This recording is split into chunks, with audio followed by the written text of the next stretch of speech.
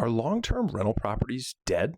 Hi, I'm John St. Thomas, and I'm a mortgage loan officer with CMG Financial and a real estate investor based here in Phoenix, Arizona. Long-term rental properties have been the staple in the real estate industry for many, many years. 20, 30, 40, 50, maybe 60 years. But it seems as of late, they're not quite as attractive as they used to be. And why is that? When referring to a long-term rental property, I'm referring to a property that is generally leased out for over a year and unfurnished.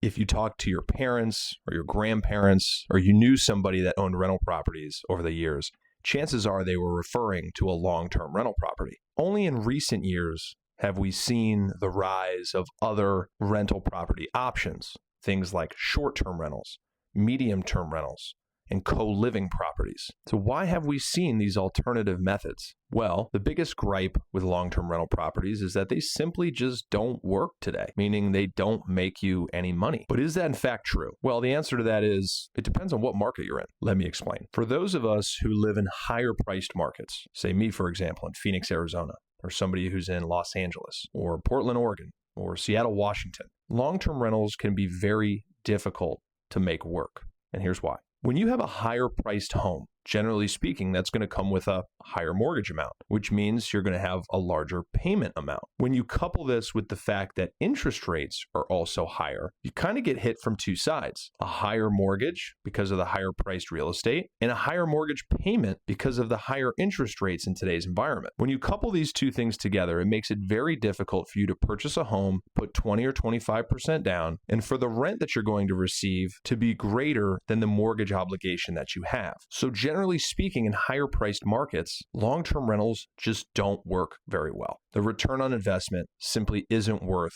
the squeeze. However, that's not the case in all real estate markets. If you go to the South or the Midwest, where property values are significantly less than the coastal markets, long-term rentals actually still work quite well. And this is primarily due to the fact that the price of these homes is less. When you have a smaller mortgage balance, higher rates don't affect the payment quite as much as homes with a larger mortgage balance. Say on a $500,000 home, 1% difference in rate could be the difference of $400 or $500 on your monthly payment. Whereas if you have a $150,000 home, a full percent might only be a $70 or $80 difference. So proportionally, your payment didn't move as much by having this lower priced home with a lower mortgage amount. So in these other markets, the Midwest and the southern states, you can still buy properties and put 20 or 25% down, heck, in some instances, 15% down, and cash flow quite nicely. Now, generally, the caveat to this is that these properties don't appreciate at the same rate as the coastal markets, but you're going to trade off one thing for the next.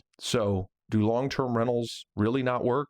Once again, it just depends on the market that you're in. And it also depends on the strategy that you're trying to deploy. I would love to know your thoughts on this, so please leave a comment. And as always, if you ever have any needs for mortgage, please feel free to reach out. I'm always here to help.